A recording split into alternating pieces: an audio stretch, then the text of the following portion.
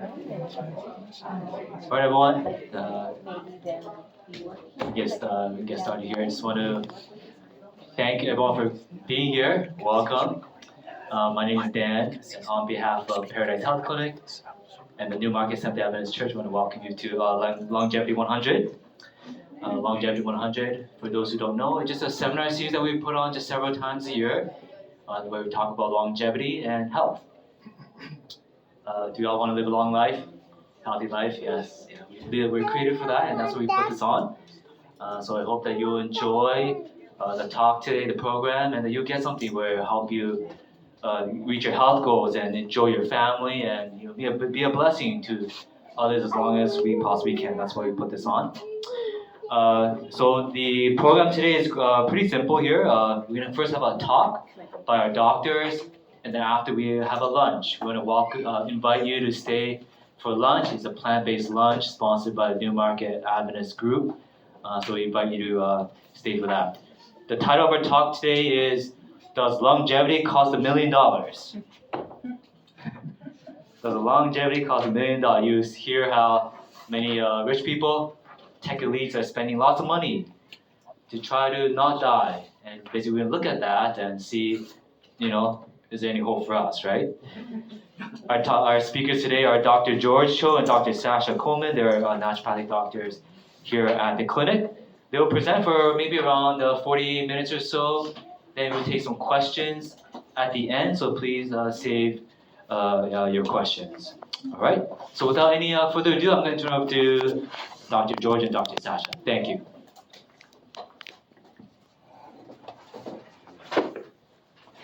All right, good afternoon, everyone. So the topic today is longevity. Longevity is a really big topic now. Lots of books out there selling, lots of New York Times bestsellers, promising a formula to live as long as you can. But people are not even thinking just about how to live as long as possible.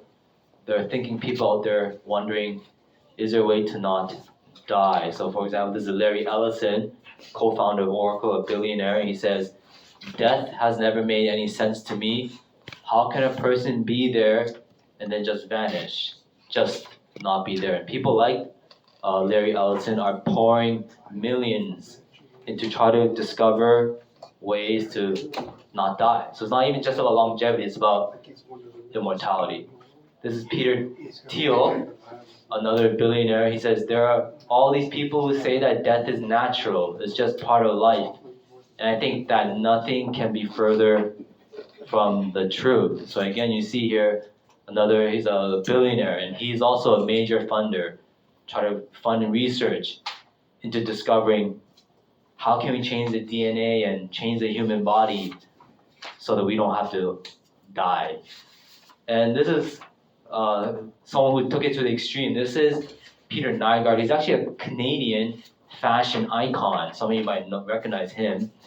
But he is basically on a journey not to die. And he actually went to the Bahamas where they do these very special stem cell treatments. So he's doing stem cell therapy, basically like infusing stem cells to keep you as long as you can, alive as long as you can. He says this could eliminate all disease. This is immortality. This is him in 2013.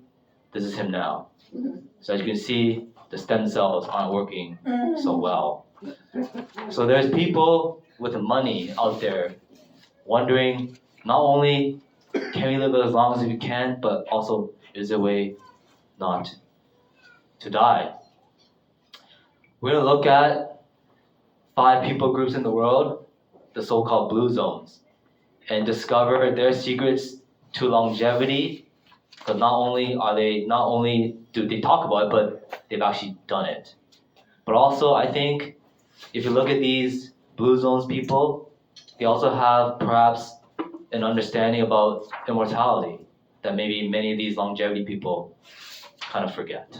All right, so let's dive in right here.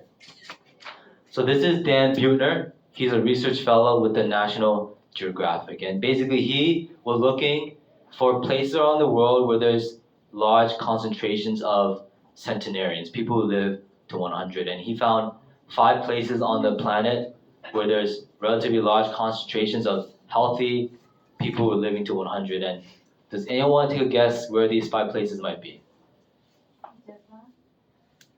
Japan, yes, where in Japan? Tokyo, right? Sorry? Somewhere in the mountains. Yeah, so Japan is a mountainous place. It's Okinawa, an island. Yes, Okinawa, Japan. Loma Linda, California. Loma Linda, California. Which people group? Sorry? Which people group? Do you know?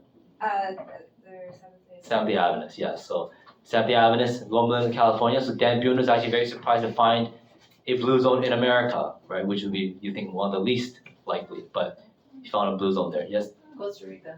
Yes, Nicoya, Costa Rica. We have 2 more. Yes, buddy. Jamaica? Not Jamaica. We're in Italy. Sardinia, Italy, and we have 1 more. Yes, we're in Greece.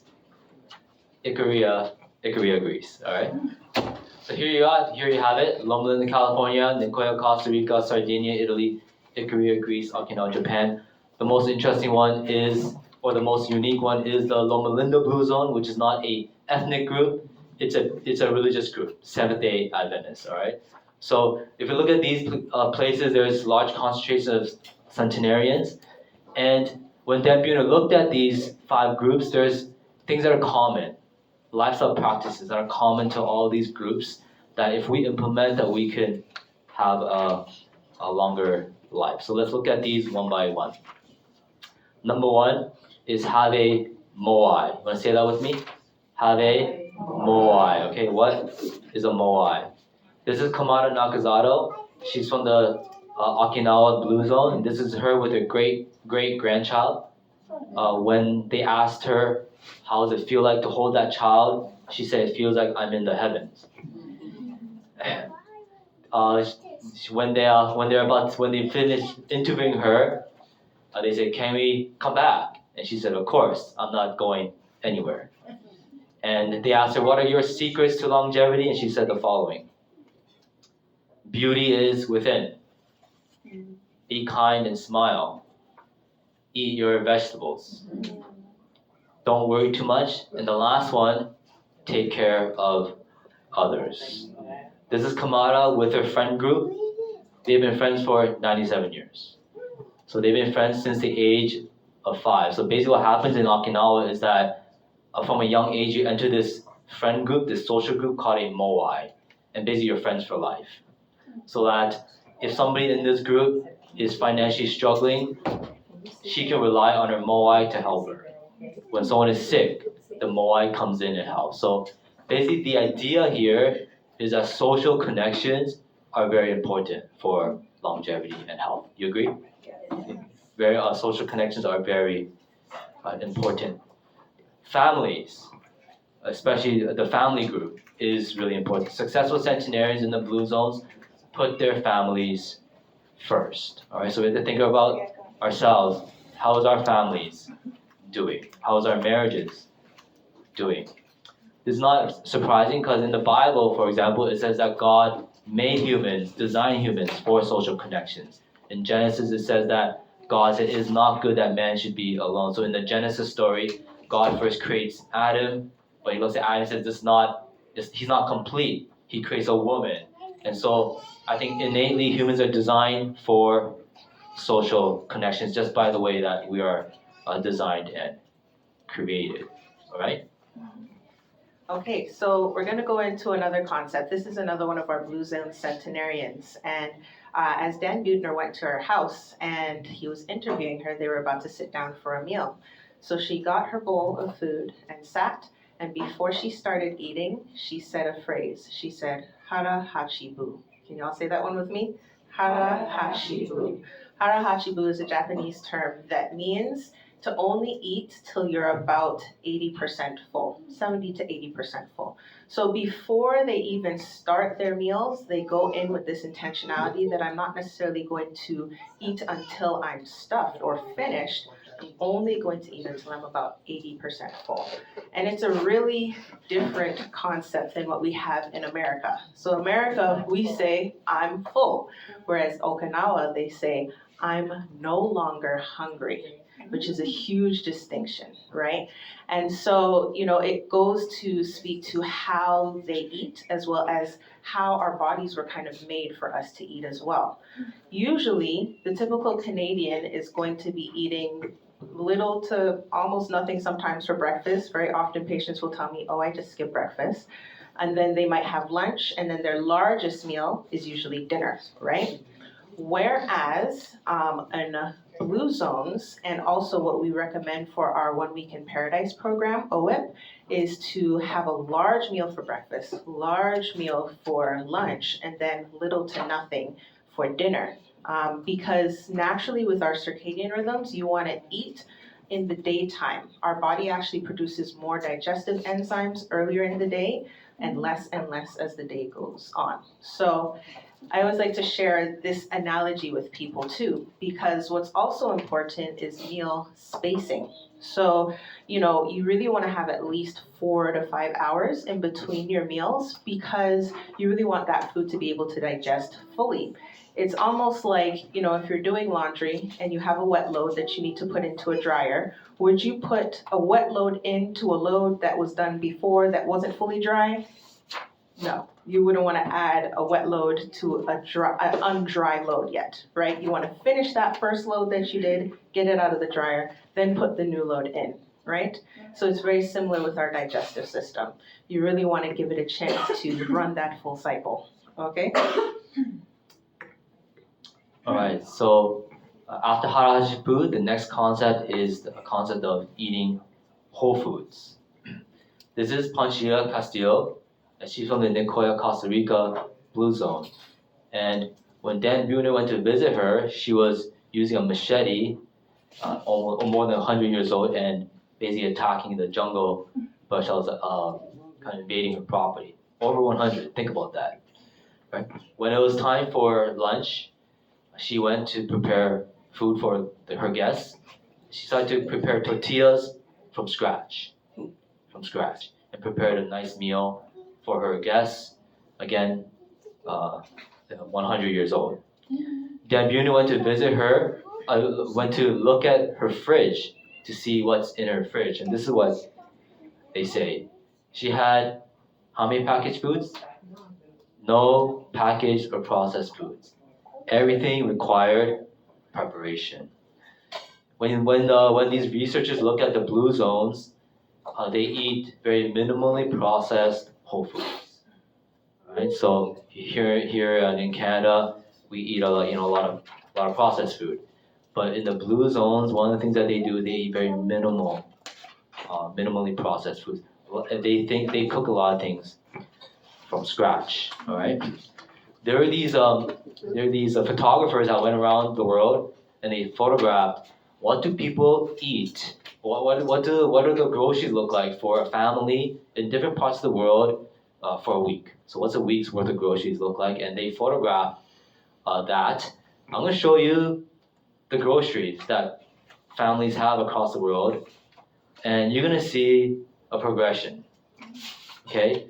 And you tell me which groups are least likely to have the chronic disease that we have today. If you look at the groups, the country where there's a lot of chronic disease, you can see a difference in what their groceries look like. Okay, so this is a family in the country of Mali in Africa, and as you can see here, how much processed food do you see? Almost zero. Think about it, this is mind blowing to see groceries for a family looking like that, all right? This is a family in Ecuador.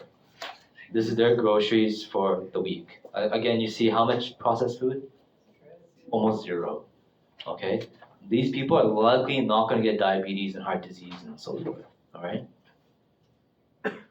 This is the country of Bhutan, all right? This is in Asia. As you can see, not too much processed food, right? Chronic disease rates are not going to be as high amongst these types of people. Okay, now we're going to start moving towards the west. Okay, this is Germany. Okay? This is America.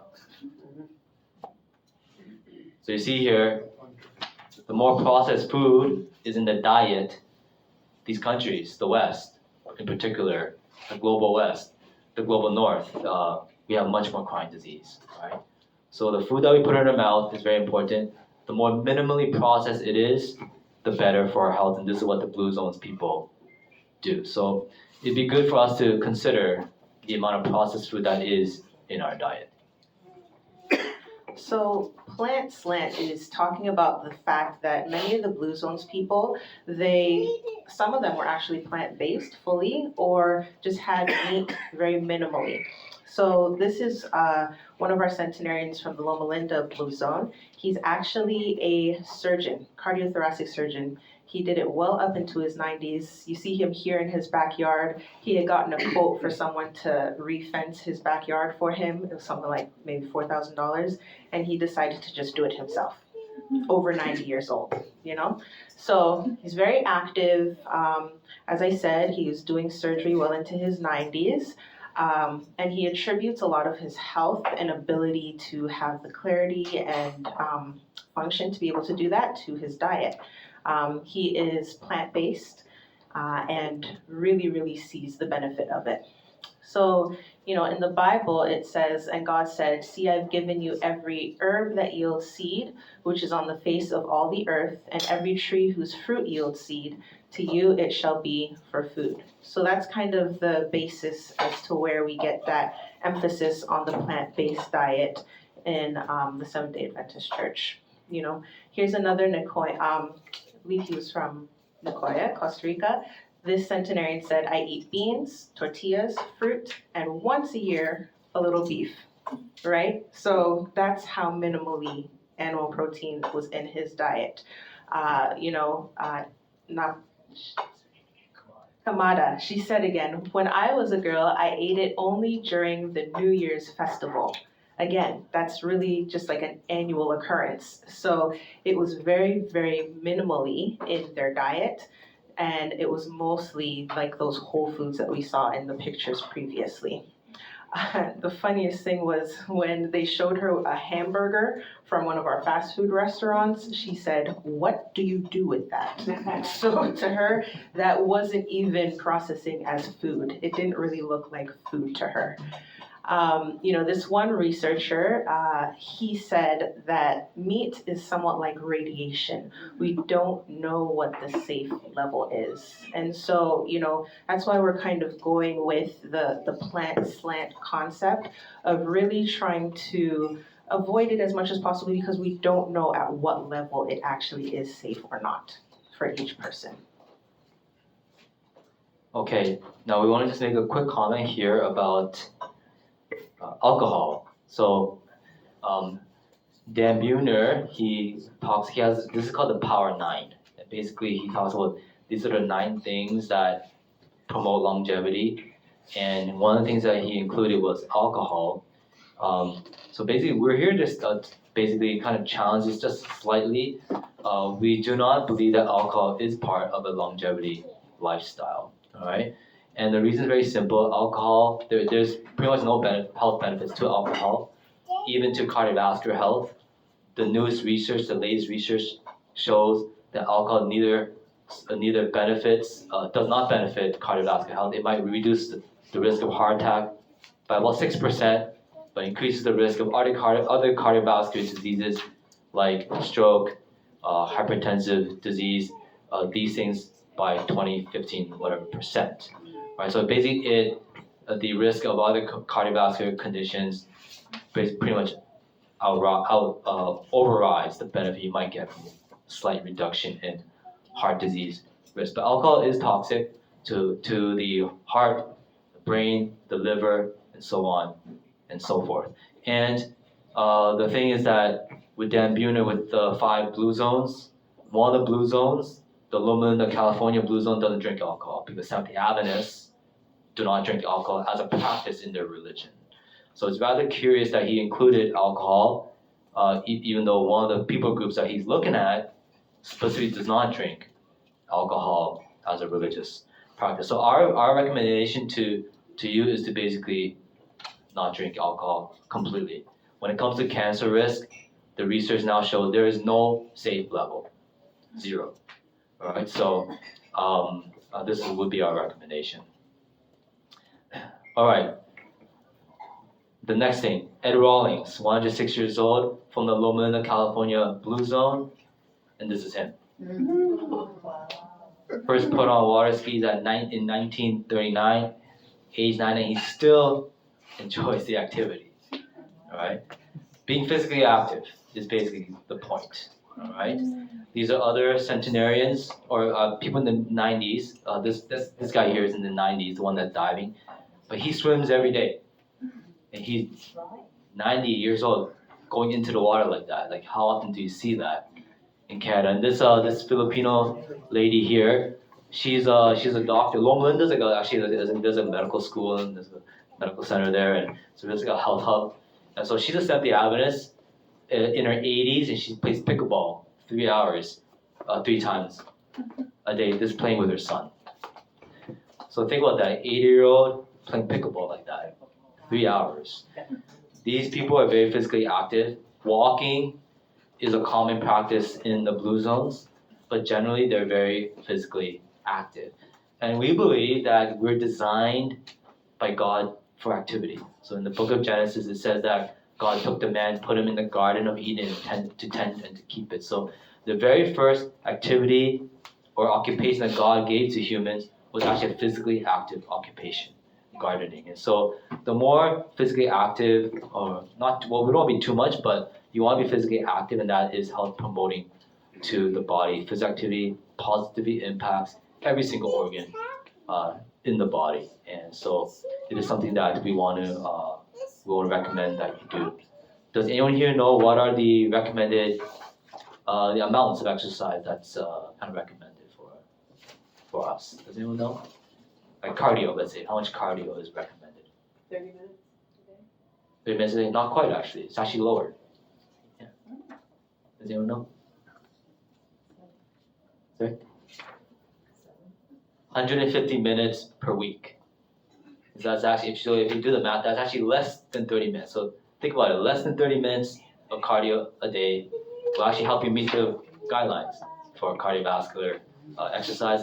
Does anyone know how much strength training is recommended in the Canadian guidelines? Yes, actually 2 times.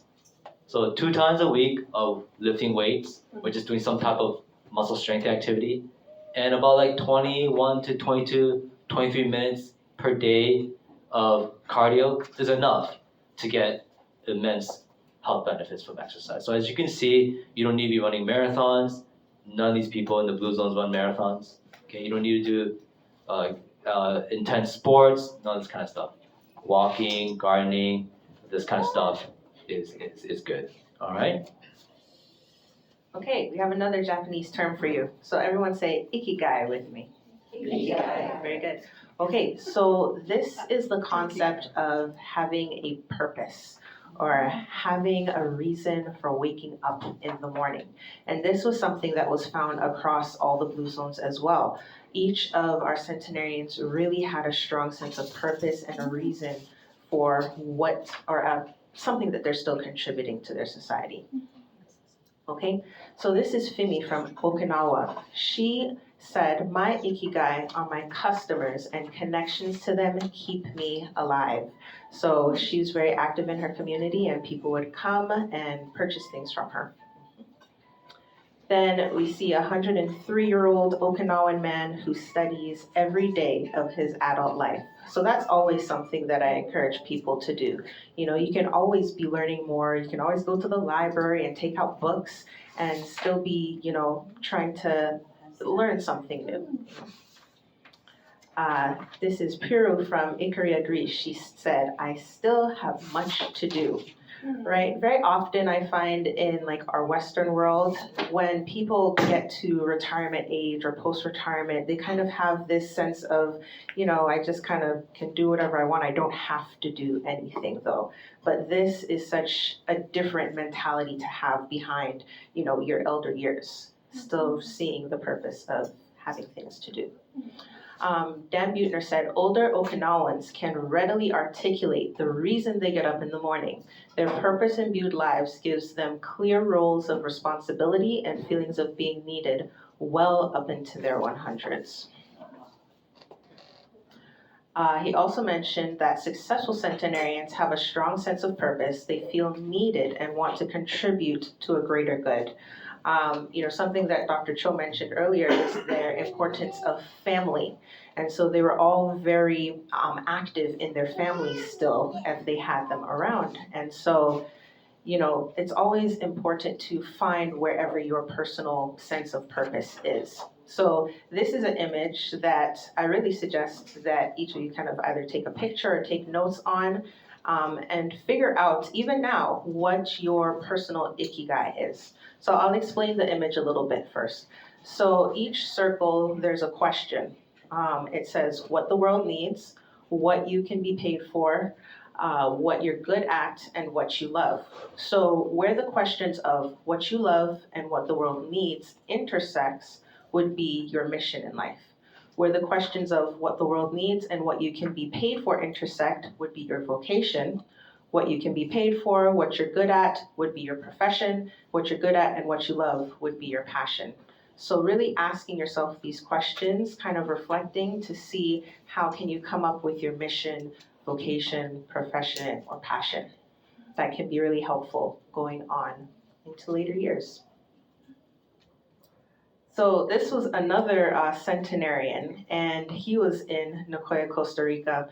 He is a 101-year-old man, Don Faustino. He was very connected with his family still, and what he would do is he would walk miles and miles to the grocery store every Sunday, go grocery shopping, walk miles and miles back, and cook a full meal for his entire family. And he really did that because that's really what gave him a good sense of purpose. He said he still feels the need to provide. Even though his children are all grown up and everything like that, he still felt that it was necessary for him to do, and it really helped him to have a purpose. And this is something that's really interesting in the Okinawan culture. The word retirement doesn't even exist in their dialect. So the concept of retiring or just kind of like stopping work and then not having anything to do, not even a concept. Okay, so I'm just gonna pause here and just for us to just kind of think of something. So the average age right now in the lifespan in Canada is about 80 years old, give or take. Right? If you follow the Blue Zone's lifestyle, this is the stuff that we talked about up till now. So moai, eating plant-based, eating minimally processed, exercising, having good social connections. The research shows that you may gain, with the addition of strong genes, maybe an additional 20 years of life. So you may actually end up being a centenarian if your genes and all your lifestyle kind of combines to give you that. All right? Is that good enough for you to just live an extra 20? Okay. For most of us, it's actually most likely an extra 10. Right? And I remember a patient came to me one time, and the individual had diabetes. So I went through the whole thing. You have to go plant-based, you have to do this, and you have to do that. And I remember the patient looked at me and said, "Doc, I'm going to do everything you tell me to do. How many extra years are you going to give me?" I said, I don't know, maybe 10. I just kind of have to be honest, right? So maybe the research showed maybe 10, Like, okay, with those 10 years, I'll just go continue my lifestyle. He's like, I'm not gonna kind of deprive myself to get an extra 10 years. And, thinking people out there are realizing this. They're thinking, we can maybe live an extra 10, 20, and they're realizing, but at the end of the day, it ultimately doesn't make that much of a difference. So as we talked about in the beginning, they're thinking, is there a way to not die at all? And they're going to great lengths. So for example, Mark Zuckerberg, what will enable us to live forever? So thinking people are saying, we don't want just an extra 10, 20 years. Ultimately, that doesn't change, that doesn't really mean much. So they're thinking and they're investing in, how is it possible that we won't die? Is there a way to do that? And this guy here, he's like the poster child of the poster guy of how not to die, okay, or trying to not die. This guy here is Bryan Johnson, and he's a tech. He sold his tech company for $800 million, and now he's investing all that money to try to not die. And he's look at all the research and basically using the research to try to reverse aging. So this is him on your left is him when he was like a tech guy, and this is him on the right is him kind of like now. So he's basically trying to like look younger and be younger. So I want to just show you some of his routine. He's on a fully plant-based diet. He eats between like 8 and 11, so he's doing intermittent fasting. He obviously exercises. He says he has the fitness of like a 20-year-old. He's like in his 40s. That's him. That's his son right there. Okay. He has a very rigorous skin routine. He does like Botox injections and all this kind of stuff. Red light therapy on his scalp. All this stuff to try to look younger. As you can see, his skin kind of looks like it's getting younger. As you can see. He even did like a blood transfusion. So he got blood from his son and transfused it into his body. So basically getting like younger blood into his body. All right. So as you can see, he's doing a lot of things here. Okay, and basically he goes around wearing this shirt, "Don't die." I remember him being interviewed in a podcast, and basically the guy asked him, "So you think that it's possible for humans to not die?" He says, "Yes, it's possible not to die." But he's on a journey to try to prove that. He has 20 doctors working for him, costs $2 million a year, and he takes over 100 pills a day. Wow. Different supplements, right? Different things. Is that what it takes to not die? $2 million, 20 doctors, 100 pills, blood transfusions, Botox injections. Is that what it takes? I think if you look at the Blue Zones people, they have an understanding about something that I think can perhaps promise that without all the money and all the pills. All right. So number one is faith. Okay, it's faith. It's a belief in God. This is Norberta Marcina Diaz, 101 years old from the Nicoya, Costa Rica Blue Zone. And this Dan Buhner kind of interviewing her, and Dan Buhner asked her, "What are your secrets to longevity?" And she said the following: "Eat beans and rice every day. Sleep 8 hours a night. Find a job that uses your hands. Grow a garden. Put family first." So a lot of things that we've talked about. Don't trust men. But that's 100 years of wisdom. But the last one says have faith. Have faith. Believe in God. This is Dan Buhner. He says, "Thinking back, I realized that most of the 200 centenarians I'd met believed in a similar guiding power. The Seventh-day Adventist faith was rooted in a strong faith tradition. The Sardinians were devout Catholics, so on and so forth." If you look at the centenarians, all of them, all the groups, have some belief in a higher power. So they don't focus on just living 20 years in this life. They know there's something beyond death itself. This is Panchita Castillo. God does everything for a reason. Okay? If you look at the research, even the most rigorous studies show that faith practices is positively correlated with good health, right? Typically, it's like better mental health outcomes because they feel like more responsible to the community and to God. They typically people who are faith-based typically do less drugs, less smoking, less alcohol, things like that. So actually, even like the most rigorous studies show a positive relationship between faith practice and also health outcomes, right? So one of the concepts that was unique to the Loma Linda group is the fact that they were Seventh-day Adventists, and as Seventh-day Adventists, they keep what's called the Sabbath. And so the Sabbath is known as the seventh day of the week, and this is where we rest essentially on the seventh day of the week. So this is one of the centenarians from Loma Linda, Marge Jaton. So she's very active still in her community. She's still driving, had just gotten her driver's license renewed, over 100. She also does her exercise daily, and she really emphasizes the importance of her health. But the one day that she doesn't go to the gym is actually on Sabbath. All right, so she said, the Sabbath is special, you know? It's a time to come apart from the things of the world. You go on hikes, stop pushing. I think the Sabbath gives you peace, and that contributes to your health, meaning your physical health, right? And the basis for this is based on Exodus, where it says, remember the Sabbath day to keep it holy. 6 days you shall labor and do all your work, but the seventh day is the Sabbath of the Lord your God.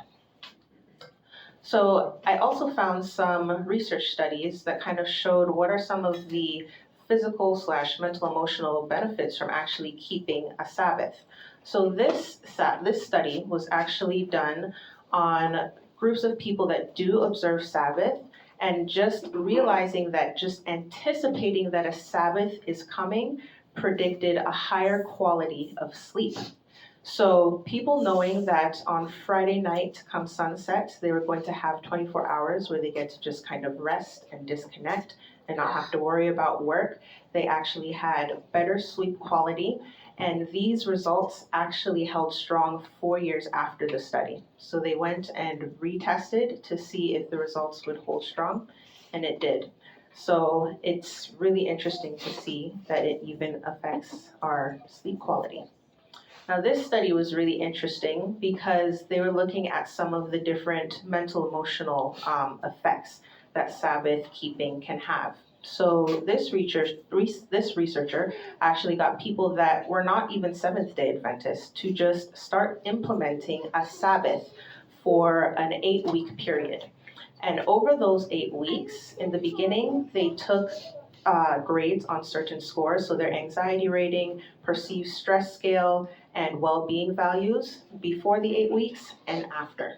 And the results were that after people started, taking that 24 hours off, their anxiety levels decreased, their perceived stress levels also decreased, and their well-being values on that scale improved. So we can see that there's a lot of psychological impact as well with just having that time of rest.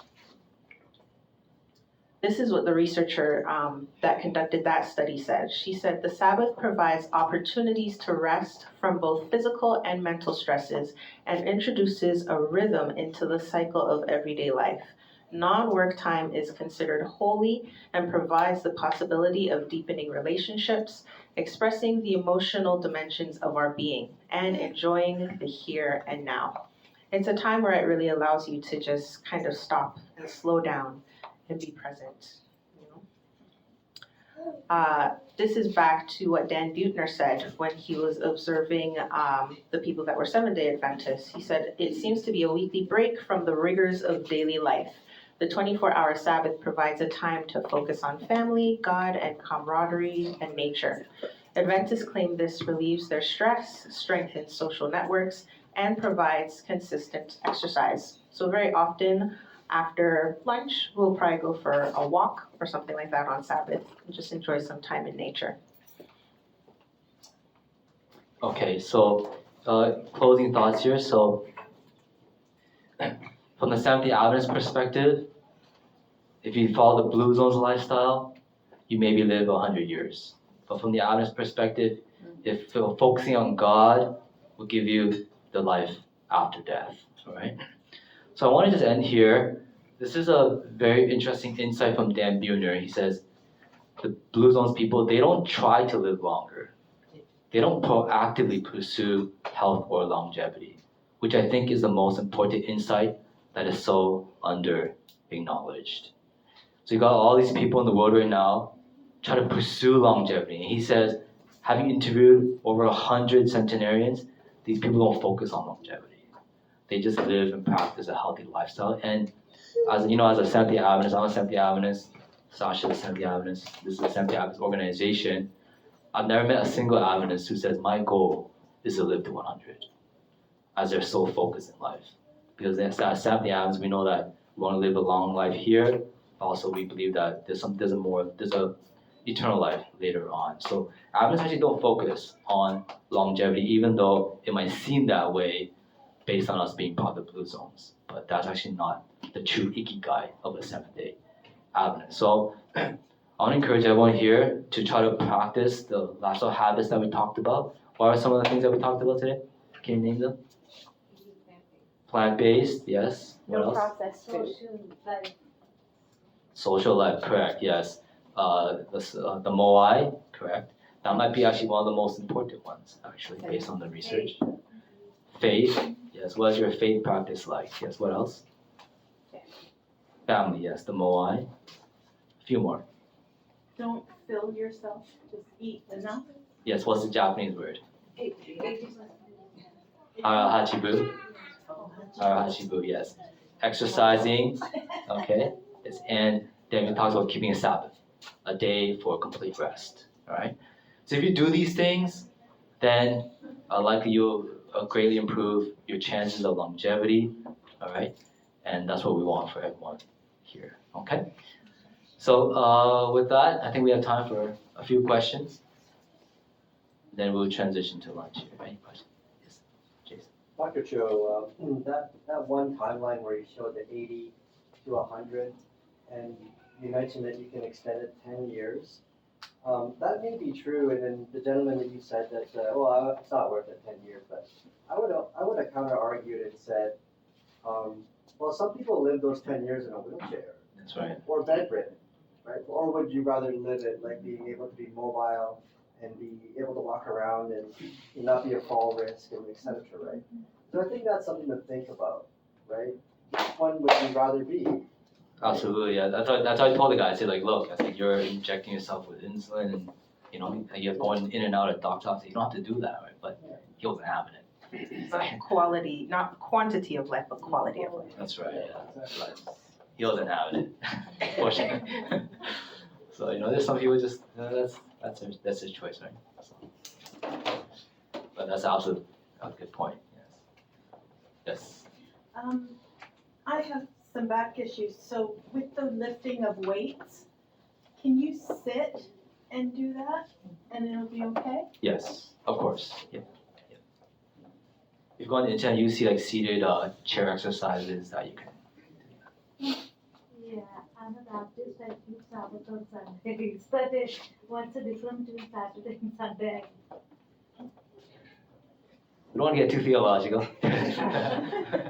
So that's not the point here, but there's a reason why I think. Let's just say there's a reason why Adventists keep it on Saturday. It's from the Bible, but we don't want to get too theological. We can talk afterwards. Yeah, I think we have some books and stuff too that would explain it. You know that there's a plant-based source for collagen. I know calendula has a naturally occurring collagen. Calendula, the flower. Yeah, I've been doing like research, so any other natural source of plant-based collagen?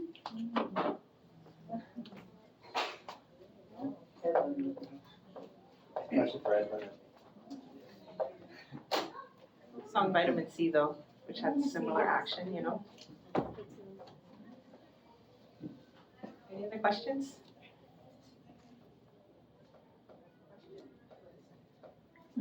Drug? Is a pill a type of drug? Sometimes it's a supplement or a medication. Any other questions? The book, is that what it's called, the Blue Zone? The book that you were referring to? There's two books. So there's the first one published in 2005 or so. Then there's a more recent one that you published. They're both excellent. This is a documentary. Documentary on Netflix, yeah. Interesting fact, do you know why it's the Blue Zone? You're drawing He was circles drawing around the circles, countries. yeah. And then he found like the highest concentrations, and they were like the But sicker why of is the it color. blue? His marker or something, right? He only had a blue marker. If he had a red marker, it would have been the red zone.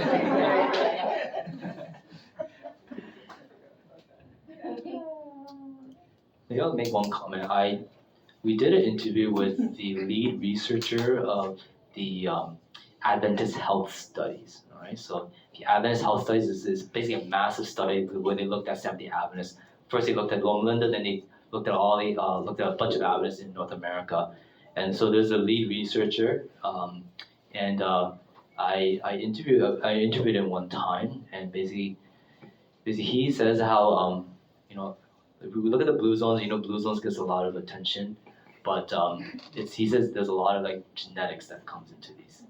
So we have to understand with the blue zones people, they have good health habits, but they also have very strong genes. Okay, very strong genes. So to reach longevity like this is a combination of healthy lifestyle plus exceptional genes. All right, so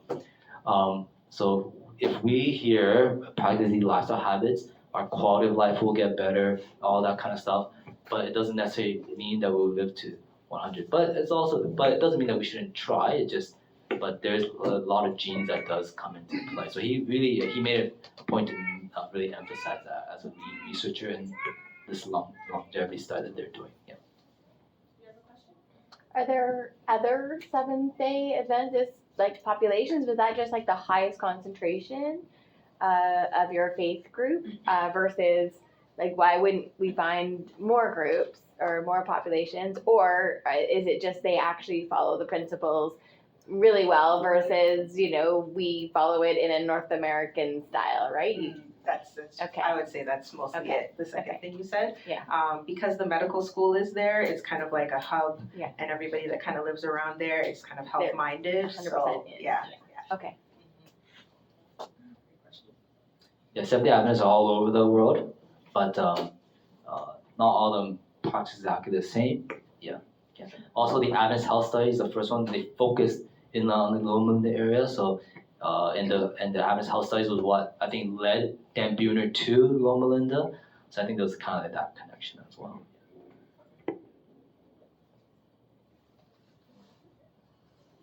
Okay, one more thing. We found out that it's actually a centenarian here in Newmarket. She's living in one of the senior living residents. She's turning 104 in July, and she goes out on regular community walks, and it's a big thing. Thanks. It's our own area. Is she plant-based? I don't know. We're gonna have to invite her to the podcast. All right, thank you to Dr. Sasha and Dr. George for the talk. So again, we want to invite everyone to stay for lunch, sponsored by the Newmarket Seventh-day Adventist group. It's plant-based.